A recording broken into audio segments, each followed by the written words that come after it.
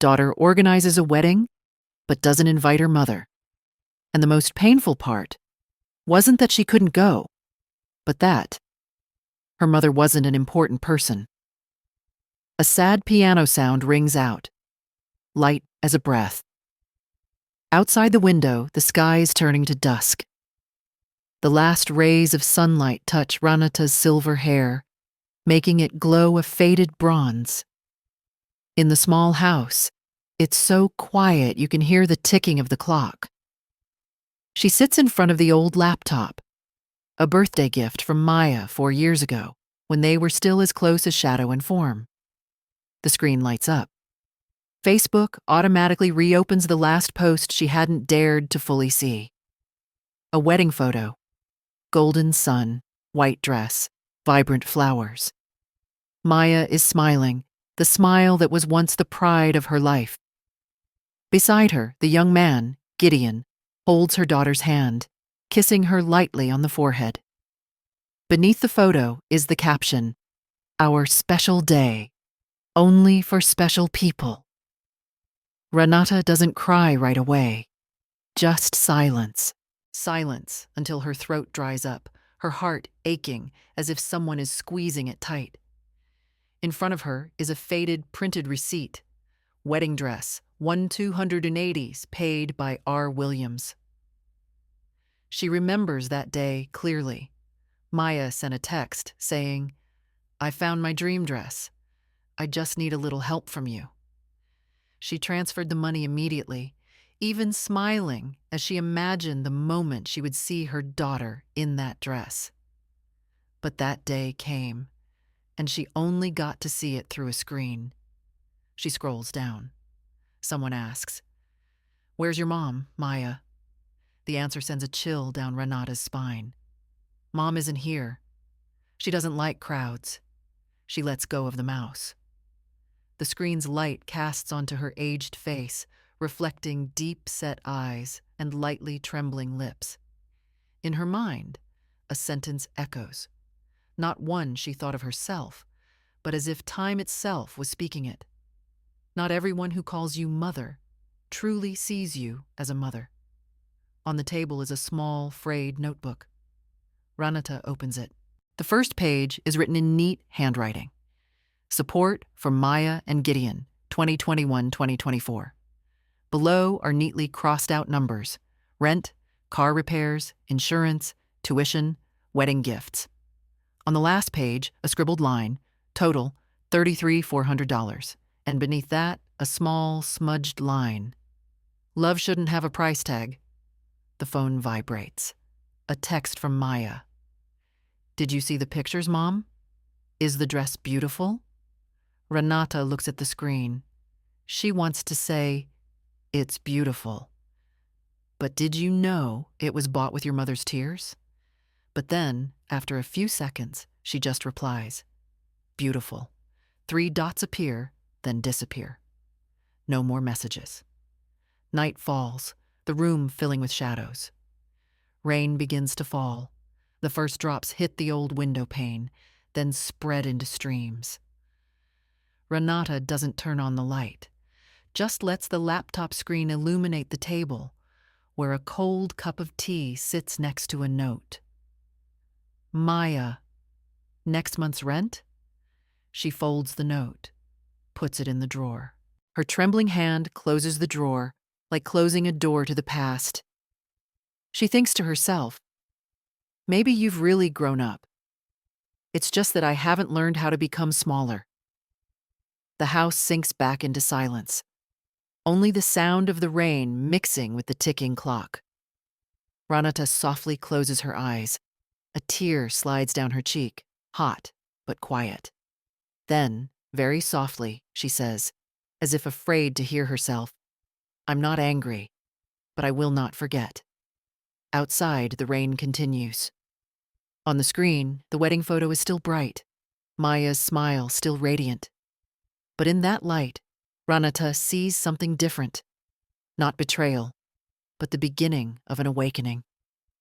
She whispers, her voice as light as the wind. "Perhaps the day you left was also the day I began to return." The next morning, the sky is as gray as ash. Dim light filters through the window, reflecting on the table where last night's cold tea still sits, untouched. Ranata woke up early but didn't want to leave the bed. Last night she had a dream. She saw Maya, still small, running into her arms, kissing her cheek and saying, "Mom, don't forget to take me to school, okay?" The dream made her bolt upright in tears.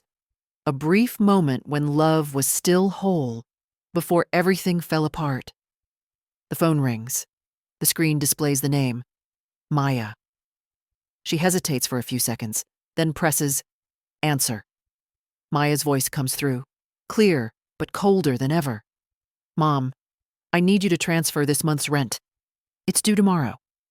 Ranata softly closes her eyes. She thought she'd misheard. Rent? Money? Yes, like always. Maya speaks lightly, but in that lightness, there's something like an ingrained habit. Renata grips the receiver. Inside, something shatters.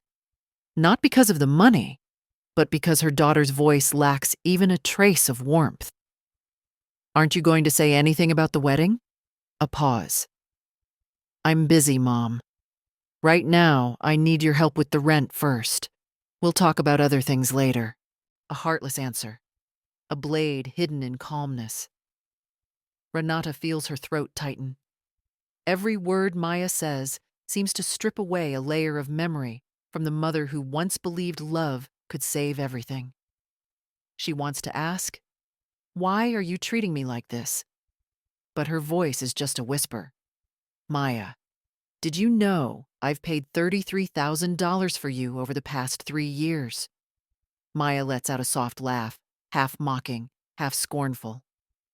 "Are you talking about money with me? You're my mother." Renata's hand trembles. She isn't used to being spoken to like this, especially not by the person she once held in her arms. "Yes, I am your mother, and because of that, I gave everything. But today," her voice catches, "today I'm saying no." The other end is silent for a few seconds. Then Maya's voice changes, cold as steel wind. "You mean you're refusing to help me? Do you really want Gideon and me to be kicked out of our home?" Renata swallows her tears, her voice small but firm. "If you're in the house I used to pay rent for, then that's not being kicked out. That's living off someone. And I don't want you to keep living like that anymore." On the other side, Maya exhales sharply. "You've changed. You're so selfish. You know that?" The word selfish rings out, hitting her straight in the chest. Renata was once willing to do anything just so Maya would never feel lacking. She once thought love never needed boundaries. But this morning, she understands. Limitless love is a double-edged sword. "If being selfish means keeping a little self-respect for myself," she says, her voice low and slow, "then maybe I'm truly learning to be selfish for the first time." The call disconnects. The beep, beep tone echoes in the empty room, sounding like a countdown to an approaching storm. She sits still, her trembling hands placing the phone back on the table. Everything in the house is still quiet, but the atmosphere has changed. A line has just been drawn, thin but clear. Faint light shines through the window, illuminating the mother-daughter photo hanging on the wall. In the photo, Maya is smiling brightly, while Ranata has her arm around her daughter's shoulder, her eyes full of love. She looks at the photo for a long time, then gently takes it down, placing it face down. Not to forget, but to start looking in a different direction. In the afternoon, an email arrives. Sender, Gideon Whitmore. Subject, "We need to talk about finances." She opens it. "We are worried about you. At your age, you shouldn't be holding on to all your assets alone. We want to help you manage them for peace of mind. A lawyer friend is ready to assist with the paperwork. You just need to sign. Everything will be easier for you later on. Ranata sits silently. A chill runs down her spine. Manage finances. Those words echo in her head, like the sound of a blade scraping against metal. She lets out a small, joyless laugh. Maya's words from this morning ring in her head. You're so selfish. Maybe it's true. If she can keep a little peace and dignity, then the price of selfishness is worth it. She closes the laptop, stands up, and opens the window. Cold wind rushes in, carrying the smell of old rain. The late-day sky is a thick, leaden color. Renata pours more water into her teacup. The water boils, steam rises, hazy. She looks into the steam, like looking into a part of her own memory, and says softly, "You've really grown up, Maya, but I'm no longer the person who can be." Monday morning. Charleston is cold, with a fine mist-like rain. Renata is making tea when the doorbell rings. 3 rings. Short, firm, not the knock of someone familiar. She opens the door. In front of her is a young man in a gray suit, carrying a leather briefcase, his face polite but cold as glass. Mrs. Renata Williams. I am Brian Keller, legal representative for Mr. and Mrs. Maya and Gideon Whitmore. Her daughter and son-in-law's names, spoken like a verdict. She nods slightly. Yes, that's me. The man opens his briefcase, takes out a thick white envelope sealed with a red stamp. I am authorized to deliver this notice to you regarding the proposal for asset management and financial supervision. Response deadline, 30 days. Renata stands still. Her hand trembles slightly, but her voice remains calm. I don't understand. Manage my assets? Why? Brian speaks in a monotone, like a machine. According to the petition, your daughter believes you are having difficulty managing your finances independently. They just want to ensure your safety and stability. Each word lands like ice. Renata gives a small laugh, a smile that doesn't reach her eyes. Meaning, they want to take the keys to my house, correct? The man is silent for a few seconds, then says softly, if you wish to interpret it that way, it's not incorrect. He places the envelope on the table, bows his head, and leaves. The door closes. The sound of footsteps fades, leaving a thick emptiness in the room. Renata stares at the envelope for a long time. In the corner, the red stamp is clear. Ultimatum, 30 days to respond before submission to the court. In the afternoon, she calls Maya. The phone rings 5 times before someone picks up. Mom? Maya, I just received papers from your lawyer. Yes, I know. It's because you wouldn't cooperate. Gideon and I just want to help you. Maya's voice is smooth, cold as the glaze on pottery. Help me? By threatening me? You're misunderstanding, Mom. I'm afraid you'll be scammed by someone. There are many cases of seniors having their assets stolen. I just want to prevent that. Ranata is silent. She remembers everything, every bill, every transfer, every, Mom, help me one last time. Now, those very people are saying they want to protect her from being scammed. If you don't respond, Maya continues, the lawyer will file the petition. If you sign, everything will be easier. You can still live in this house. It's just, I will manage the finances for you. She hears Gideon in the background, whispering, speak softly. Don't stress her out. Ranata closes her eyes. She can feel it clearly. Her daughter is no longer speaking like a child apologizing to her mother, but like someone reading a script. Maya, her voice trembles but is clear. You are threatening me. No, I'm protecting you from yourself. The call ends. The beep, beep tone echoes in the empty room again. That night, Renata can't sleep. On the table is the unopened white envelope next to a cold cup of tea and a piece of paper with a scribbled note. No one can take what I've fought to get back. She opens the envelope. Inside are 3 pages. The legal language is dry, emotionless. Asset authorization, guardian, transfer of management. At the end, in italics, if no response is received within 30 days, the petition will be submitted to the state court for approval of legal guardianship. Renata's eyes sting. She can hear the clock ticking clearly. 30 days, 720 hours, 200 minutes. The deadline for a mother to prove she hasn't lost her mind. The next morning, she goes to her neighbor's house, Mr. Wallace, a widower who lives alone across the street.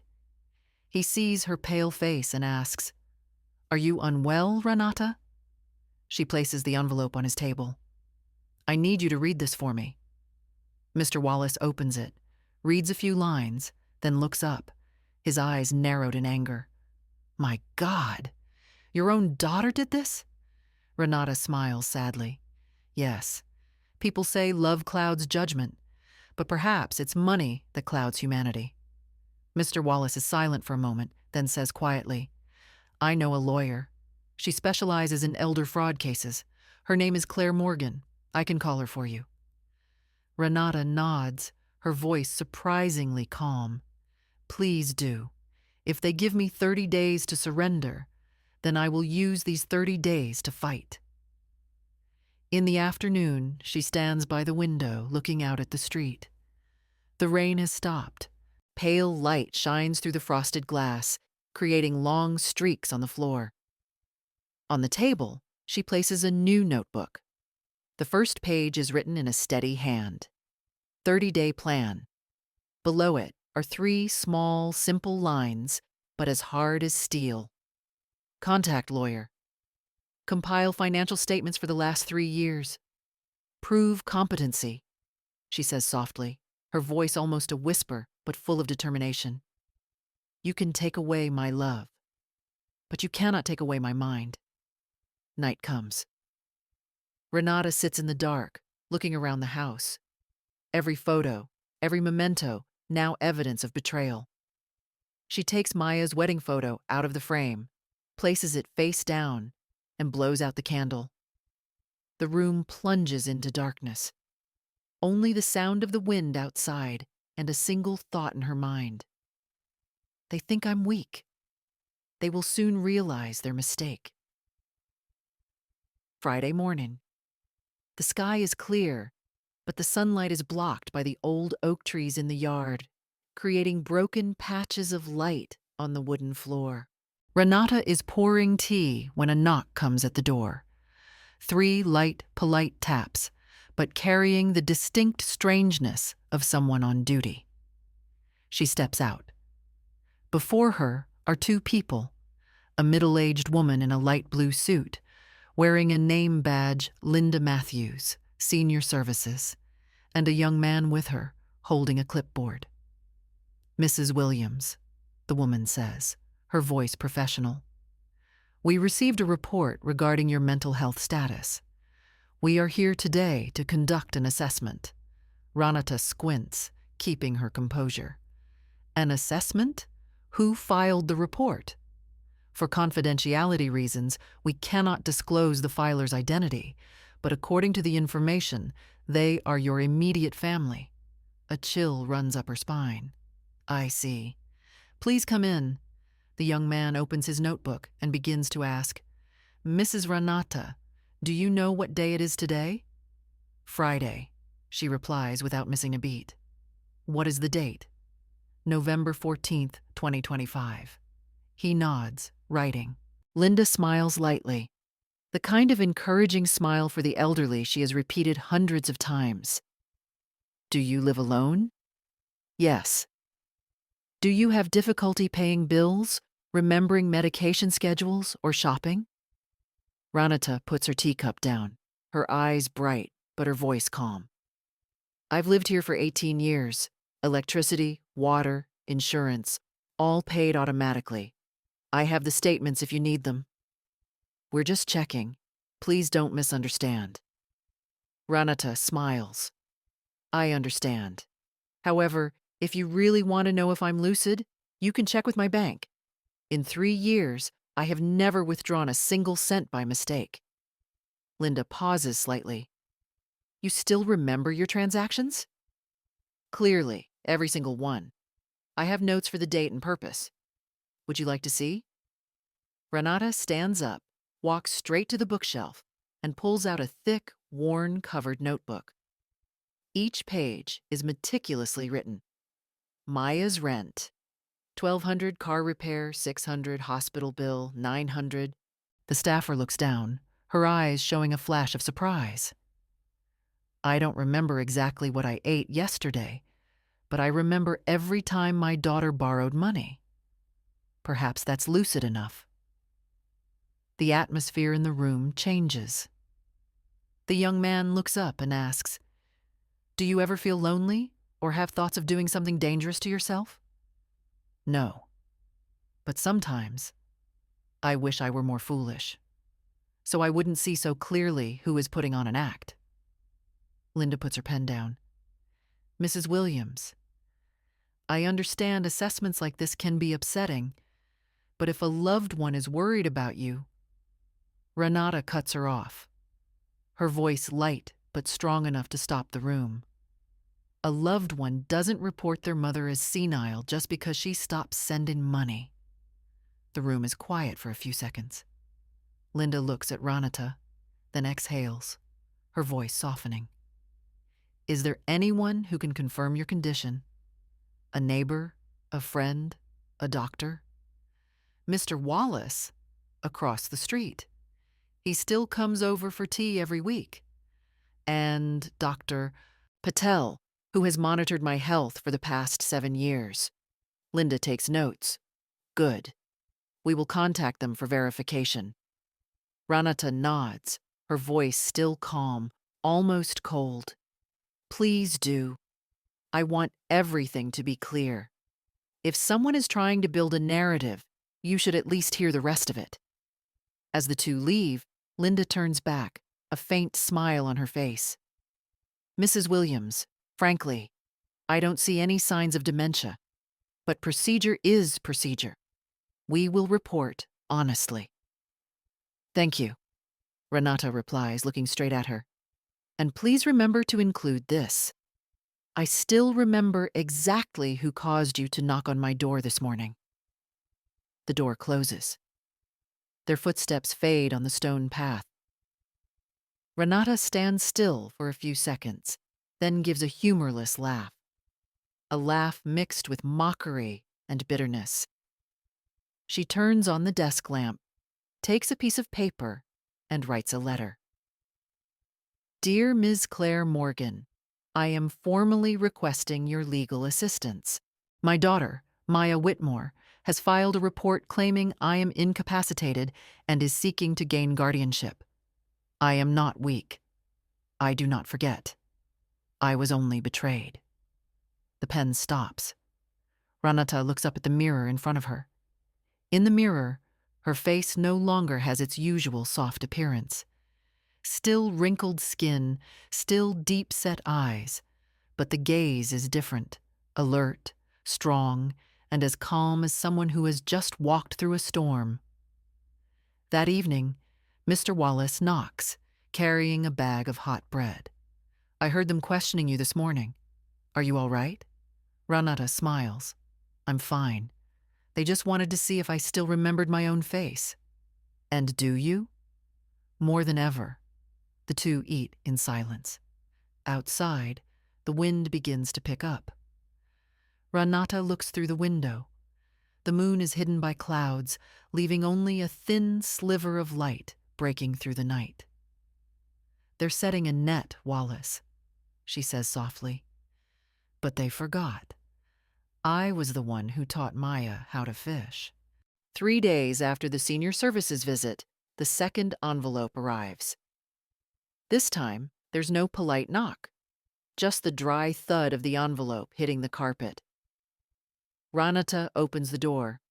The mail carrier is gone. She bends down.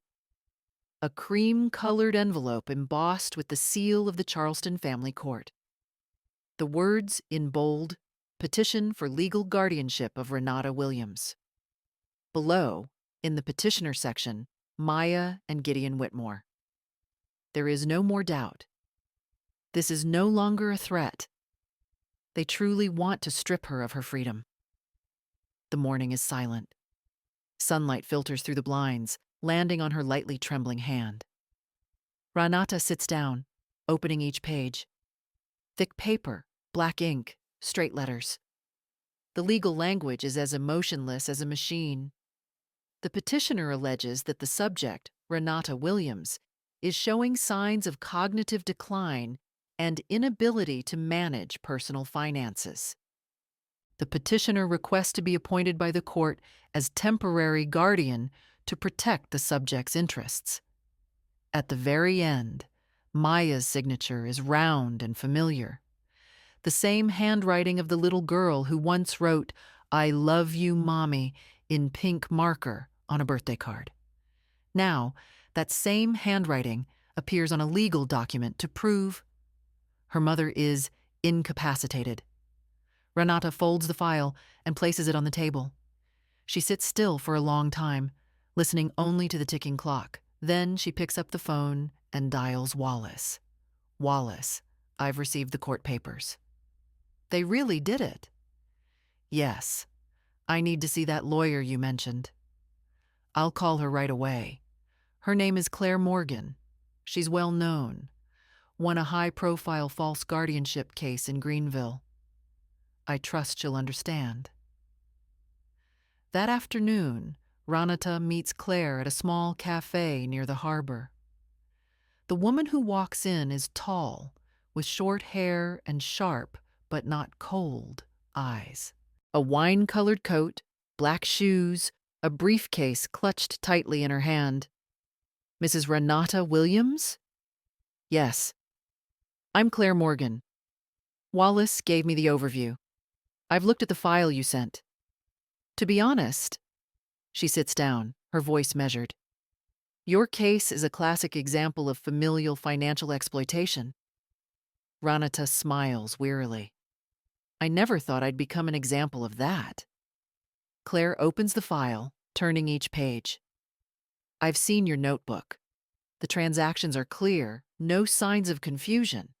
Senior Services noted no issues with your memory or behavior. They will have to report that to the court."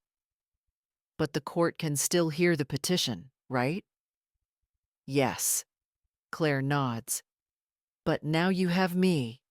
And I promise they will have to come to court with real evidence, not lies." Renata is silent. Claire's voice carries a different kind of energy. Not pity, but organized belief. She pulls out a document. "We will respond with a personal declaration of competency. You will sign, and I will attach the medical report from Dr. Patel and your witness statement, Mr. Wallace. I also recommend we file a counterclaim. Financial exploitation of an elder, South Carolina statute 63 to 5 to 10. They wanted to start with the law, so we will end with the law." Renata looks up at Claire. In that moment, she sees a woman 30 years her junior, but with the exact same look in her eyes. Unyielding. "Thank you," she says softly. "For 3 years, I thought if I just stayed quiet, everything would be fine. But it seems silence is also a sin." "No, Mrs. Renata. Silence is the instinct of someone who has been hurt. But today, we will turn that instinct into action." They sit for almost another hour. Claire asks about every detail: the dates of Maya's transfers, the calls, the texts. Renata opens her phone, finding every message, every receipt. Her hand trembles slightly, but her eyes are bright. The lawyer nods repeatedly, taking notes. "Enough. More than enough." As they stand up, Claire says, "Do you know the preliminary hearing is in 2 weeks? I assume they'll bring a perfect script." Maybe, but we have the truth. Renata gives a small laugh, and the truth sometimes just needs to stand firm, and that's enough to win.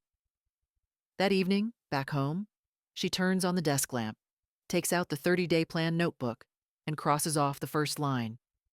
Contact lawyer. Completed. She adds a new line. Stay calm at all times. The lamp's yellow light casts on her face, weary but bright. For the first time in weeks, Renata feels she isn't just surviving.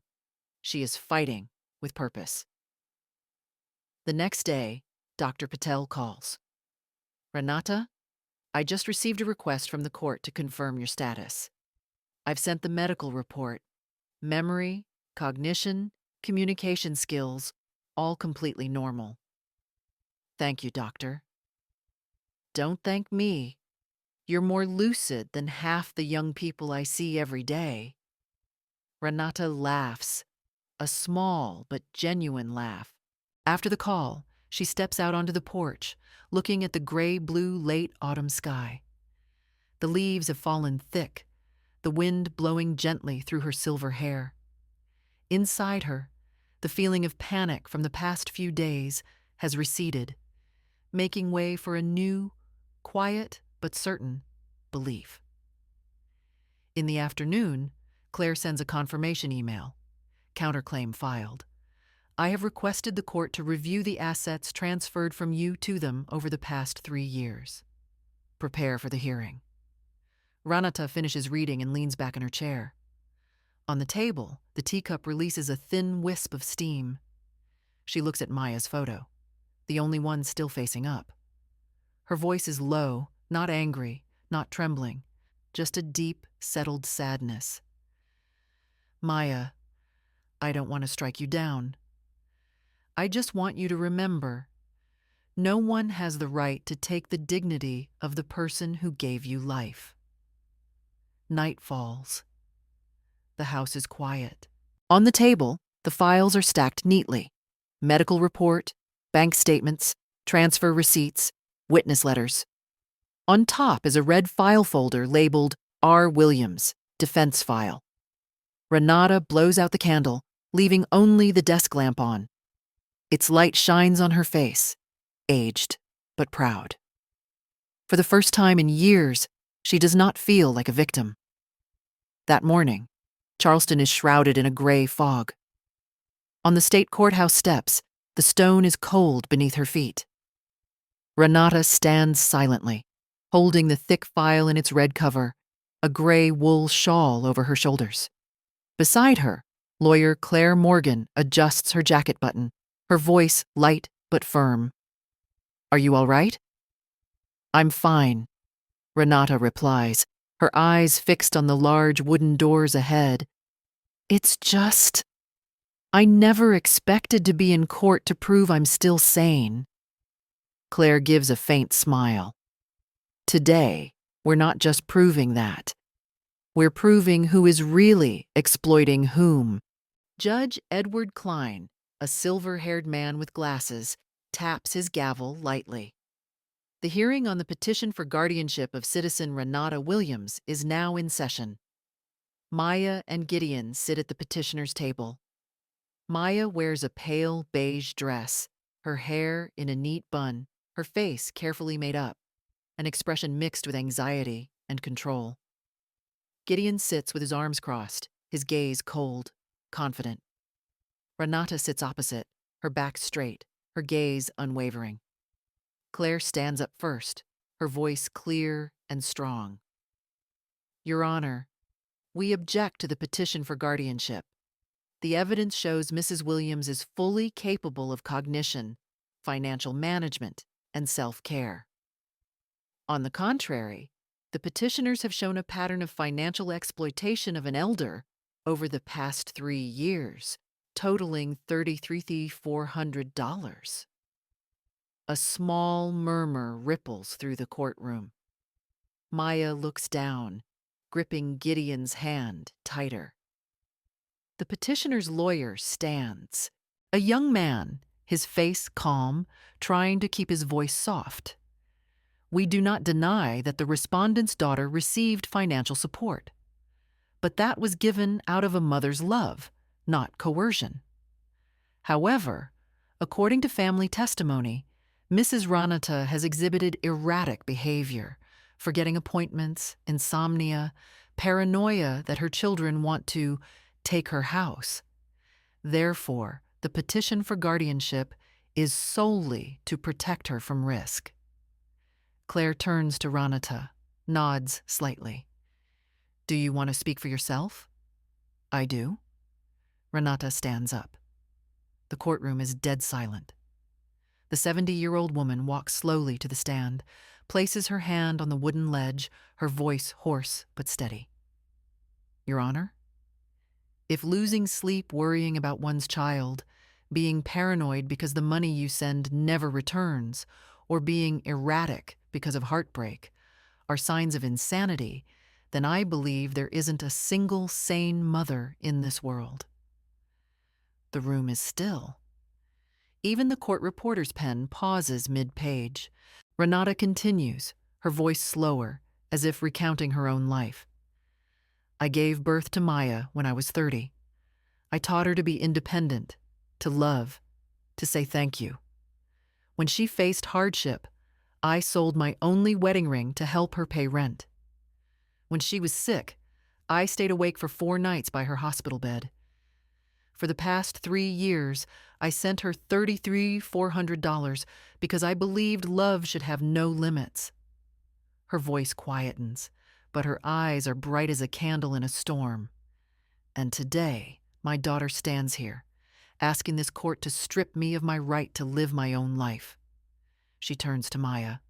Her gaze holds no hatred, only profound sadness. Maya, I'm not angry. I'm just hurt. Because you don't realize, someone who has lost their mind cannot remember every time you cried, every day you were sick, every time you called for mommy in the middle of the night. A few people in the courtroom look down. Judge Klein removes his glasses, wiping them gently. Claire presents the evidence. This is Mrs. Williams's personal notebook. 3 years of transactions, clear for every item. A medical report confirms she has no signs of dementia. The report from Senior Services states no abnormalities detected in cognition or behavior. Subject is fully autonomous. She looks up, her gaze resolute. Your Honor, we are not just protecting a mother.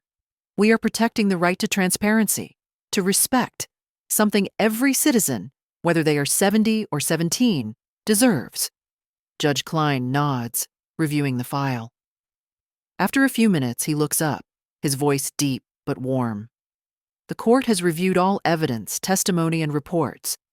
The conclusion is, Mrs. Ranata Williams is fully competent to manage her assets, health, and affairs. The petition for guardianship is dismissed. The gavel strikes, sharp, decisive, echoing. Ranata closes her eyes, exhaling. In that moment, it's not joy she feels, but relief. She turns to look at Maya. Her daughter's head is bowed, her shoulders shaking slightly.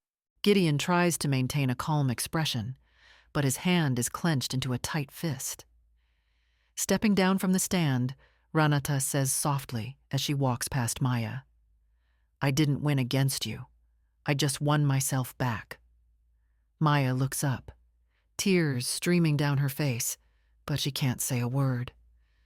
Outside the courthouse, the sun has broken through. Claire places a hand on her shoulder. You did very well. No, you did well. I just told the truth. They both smile lightly. A breeze blows past, carrying the smell of sea salt and the cry of gulls. Ranata lifts her head to the sky, her eyes filled with a soft light, the light of someone who has just stepped out of the darkness. That night, back home, she places the file on the table, opens the old notebook, and writes a new line. The day I became free, not because anyone gave it, but because I did not give up. She makes tea, sits by the window. Night falls, quiet and gentle. In that room, there is no more fear, only the soft sound of the wind and the warmth of a person who has passed through the storm. That afternoon, Charleston is sunny, the kind of sun that follows rain, golden as honey, filtering through the still damp oak branches. Ranata steps out of the taxi in front of her house, her shoes touching the damp brick. The scent of lavender from the front garden wafts up, gentle and distant. She stands for a long time, looking at the familiar brown wooden door, once the threshold of happiness and also the front line of pain. Now it's just home, no longer a battlefield. She puts the key in the lock, turns it gently. The click sound echoes. Simple, but it feels as if another door inside her has just opened. The space inside is just as it was. The armchair by the window, the old wool rug, the vase of dried chrysanthemums from last season. The only difference is there are no more envelopes on the floor, no more unexpected doorbells, no more worry about who will burst in to check her health. Ranata puts her bag down, takes off her coat, and walks slowly through each room. Her fingers glide over the table, the picture frames, the mementos that seemed forever tainted. Everything is still there. It's just that she, the owner of this house, is different. In the living room, Maya's photo is still on the shelf. The day the court dismissed the petition, Ranata had thought about putting all the pictures away, but now she doesn't. Instead, she wipes the glass frame, smiling softly.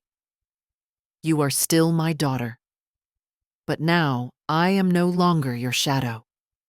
She says it softly, as if for the wind to hear.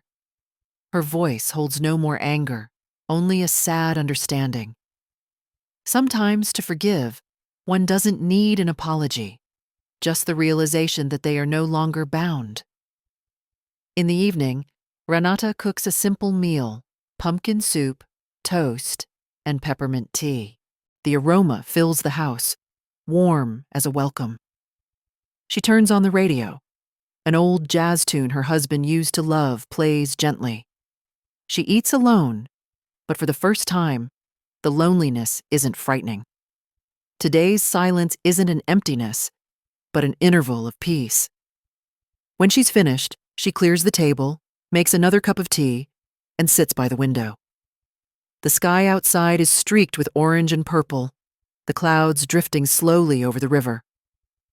Ranata opens her notebook and writes, First day after freedom. Nothing left to prove.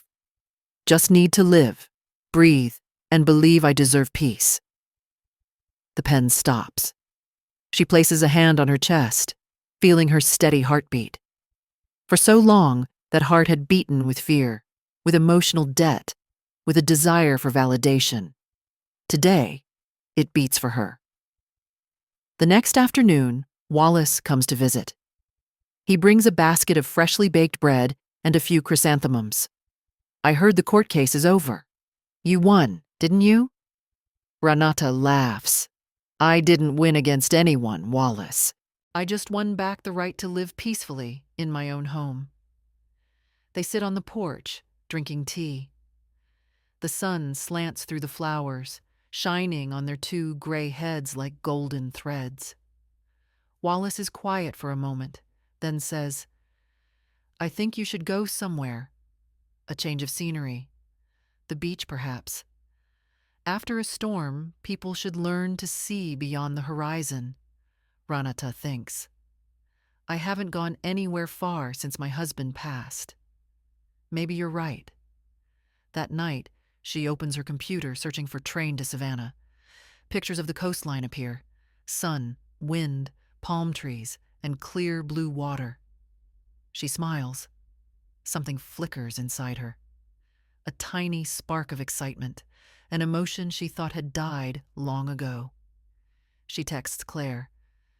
I'm thinking of going away for a few days. Thank you, not just for the case, but for helping me remember I'm still alive. Claire replies immediately, You deserve that free life. Go, and don't look back. The next morning, Ranata packs. In her small suitcase are only a few sets of clothes, a book, her notebook, and a picture frame. A photo of her and Maya when she was 10. Not to carry the pain, but to remind herself. Love still exists. It just loses its way sometimes. Before leaving the house, she walks through the garden, cuts a few sprigs of lavender, and places them in a glass vase. The scent will remain, like the trace of someone who had endured, had fallen, and was now standing up. The train leaves the station at 9 a.m. Through the window, Charleston recedes. Ranata watches the scenery scroll backward, rooftops, trees, the riverbank, then only the open sky. She softly closes her eyes. In the steady rhythm of the wheels on the track, there is the heartbeat of a woman on a journey to find herself again. One early winter morning, Charleston wears a new coat. The sky is clear, cloudless, the sun as thin as silk. Renata returns from her trip to Savannah, carrying in her suitcase a few seashells, a few pages of notes, and a soul that has untied all its old knots. She stands in front of her house, the red brick house with the low wooden fence and the maple tree, bare of leaves. For 30 years, this place was her wall against the world, and also the cage that held her in memory. Today, looking at it, Renata no longer feels fear, only that it's time to close this chapter. She steps inside, opening the windows to let the wind rush in. The smell of fresh air fills the rooms. The curtain flutters lightly, light shining through, painting soft yellow streaks on the wall. In that light, she says softly, "Thank you, house. You have sheltered me until now." In the afternoon, she calls Claire Morgan.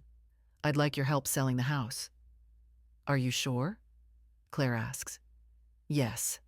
Not because I need the money, but because I need to start over." A few days later, a real estate agent comes. He's young, speaks gently, with bright eyes. He walks around the house, taking notes, then turns to her. "This house has a soul, you know. It doesn't need advertising. As soon as someone steps in, they'll feel the peace." Ranata smiles. "I hope the buyer will appreciate that. Because this place has witnessed my entire life, love, loss, and resurrection." He nods. "I believe so. How long do you want to list it for?" "Not long. Some things, when you're ready to let go, they find the right person at the right time. Within 2 weeks, the house is for sale." Neighbors stop by. Everyone is surprised to learn she's really leaving. Wallace is the last one to stand with her by the fence as dusk settles. "Are you sure you want to leave the place that was your whole life?" "My life isn't in these bricks and tiles, Wallace. It's in the place where I chose to stand up." "So where will you go?"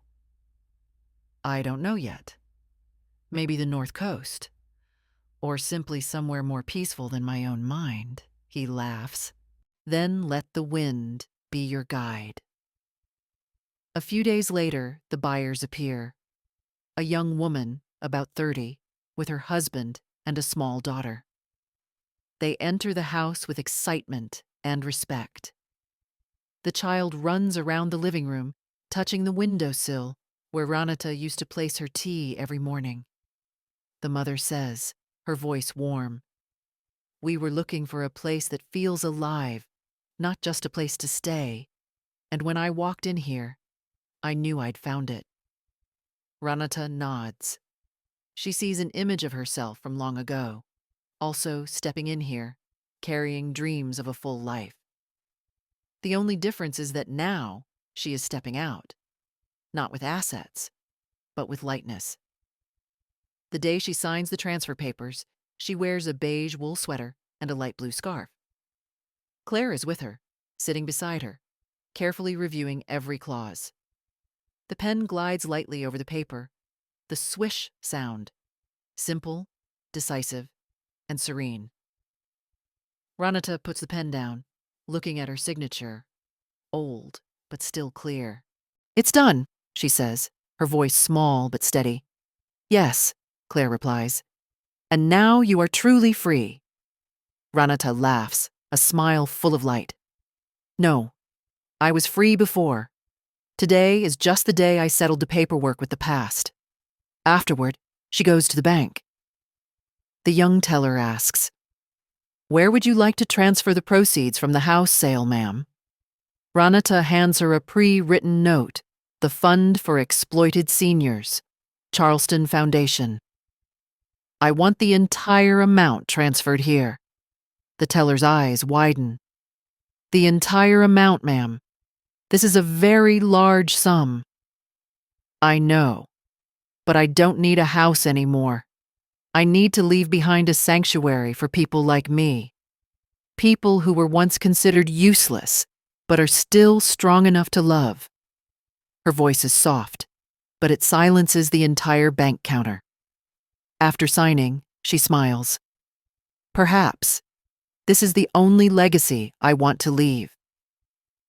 In the afternoon, she goes to the harbor. The wind is light, the waves lap gently. She stands watching the water, shimmering with the golden light of the sunset, her heart as calm as the flat sea after a storm. Ranata pulls the old key from her pocket, the key to the house she just sold. She looks at it one last time, then tosses it lightly into the water. The key turns a few times in the air, hits the water, and leaves a small ripple that slowly fades. "Goodbye," she whispers, "and thank you for letting me go." On the way back, Ranata stops at a small bookstore and buys a new blue-covered notebook. That night, in a temporary apartment near the sea, she opens the first page and writes, "New journey, day 1. I no longer have a house, but I have peace. I am no longer wounded. I am just living." Outside, the wind carries the smell of salt and the sound of the waves. She sits at the table drinking tea, listening to soft music from the radio. Each note seems to stitch together the torn fabric of a soul that was once ripped apart. In the yellow lamplight, Ranata smiles softly. Not the smile of a victor, but of someone who has learned to walk through pain without letting it define her. One spring afternoon, the Charleston Sea is as blue as a giant sheet of glass. The wind carries a light smell of salt, mixed with a hint of wild daisies from the roadside. Ranata sits in her small apartment overlooking the bay, holding a cup of peppermint tea, rereading the entries in her blue notebook. Day 68 of freedom. I have stopped counting the losses and started counting the peaceful mornings. On the balcony, a flock of seagulls flies past like a white streak against the sky, the laughter of tourists mixing with the distant sound of waves. She puts her pen down, feeling her heart so still she can no longer distinguish between past and present. And then the phone rings. The screen lights up. Maya. A name that seemed to lie dormant in her contacts now suddenly appears, making time stand still. Ranata stares at the screen, the memories, the voice, the eyes, the courthouse, the letters, all rushing back at once. Her hand trembles slightly, but only for a moment. She answers. "Mom." Maya's voice is choked, so small it seems the sea breeze could blow it away. "Maya?" Ranata replies, her voice calm, light, as if they had only been apart for a few days. On the other end of the line, silence. Then the sound of soft breathing, heavy and trembling. I'm sorry. Just 2 words. No explanation, no justification. A simple, late, and real apology. Renata sits still, able to hear the waves crashing against the hull of a boat offshore. I'm sorry. For everything. I don't know what I became. When the court dismissed the case, I still thought you hated me. So I stayed silent. But the longer I was silent, the more I realized. I miss you. Maya's voice breaks on the last words. Renata closes her eyes, letting a tear slide down, not from pain, but from relief. Are you okay, Maya? I'm okay. Gideon and I broke up. Everything fell apart. I didn't dare to call, but today, I just wanted to hear your voice. Renata looks out the window. The sunlight reflects on the water, sparkling like thousands of broken glass shards. Maya, she says slowly, her voice as soft as the wind. The thing that hurt me most wasn't that you betrayed me, but that you thought I couldn't forgive you. A long silence. Then Maya cries, truly cries, the sobs choking her, like a child and an adult who has been lost for too long. Mom, I know I don't deserve it. I hurt you. I took your trust. I even took your dignity. I don't expect you to forgive me. I just want you to know I regret it. Renata smiles, tears still rolling, but her voice is as warm as the late afternoon sun. You don't need to beg for forgiveness, Maya. Forgiveness isn't a gift I give to you. It's the way I free myself from anger. Maya is silent. Only the sound of breathing between the two phones, mixed with the distant waves. Do you hate me? Maya asks, her voice trembling like a child's. No, dear. I don't hate you. I only regret. I regret that we had to go so far to understand what it means to be close. Renata stands up, walks out onto the balcony. The wind blows through her silver hair. She looks out at the vast sea, the light dancing on every wave. Maya, she says, her voice slow, steady. I don't want to go back to the past. But if one day you truly want to start over, not as a child who owes me, but as an adult, then I am still here. The door isn't closed. I just don't live in the old room anymore. On the other end, Maya lets out a sob, then is choked for words. Thank you, Mom. Don't thank me. Just live more kindly than you did yesterday. That's enough. The call ends. The screen goes dark, leaving a reflection of Renata's face. Calm, smiling, with no trace of bitterness. She puts the phone down, her hand holding the now cold teacup. The tea smells faintly of peppermint, cool and pure, just like the feeling in her heart right now. That night, Renata opens the blue notebook and writes, Day 103 of freedom. Maya called. She cried. I did not. Because some tears only need to fall once. Forgiveness doesn't erase the memory, but it makes the memory lighter. She puts the pen down, looking up at the sea. The water is as flat as a mirror, reflecting the entire starry sky. A shooting star. Small, fast, but enough time for her to make a wish. I wish every child could understand their mother's heart before it's too late. The next morning, Renata wakes up early. She makes tea and brings it to the balcony. The sunlight hits the sea, glistening like honey. Inside her, something has dissolved. Light, clear, and peaceful. No more past. No more anger. Only a woman, silver-haired, bright-eyed, living completely for herself. The dawn in Charleston rises slowly, like a miracle unfolding. The sea in front of Renata's apartment gradually shifts from deep blue to pale yellow, then a touch of warm pink, as if someone is gently repainting the day's canvas. She puts on a light sweater, holds a hot cup of tea, and steps barefoot onto the sand. The waves lap gently around her ankles, the cold water making her shiver slightly. A real, clear, living sensation. The wind carries the smell of salt, the smell of beginnings. For the first time in many years, Ranata doesn't think about yesterday. There is no forgotten wedding, no court hearing, no fear of being misunderstood.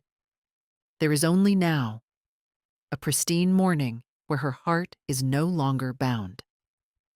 She walks along the wet sand, leaving steady footprints, each step marking a closed chapter. When she reaches where the waves wash higher, she stops, lifting her head to look at the sun just cresting the horizon. Round, bright, and gentle.